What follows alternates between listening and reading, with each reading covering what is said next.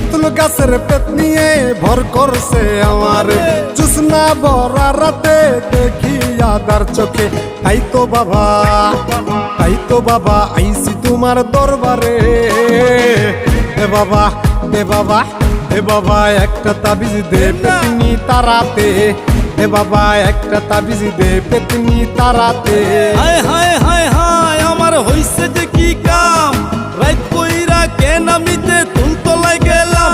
আমার ছুইটা গেছে ঘাম, পেতনি উঠছে কান্দেরে, টেম্পিরিতির কথা কয় হালাইতে যায় ফান্দেরে।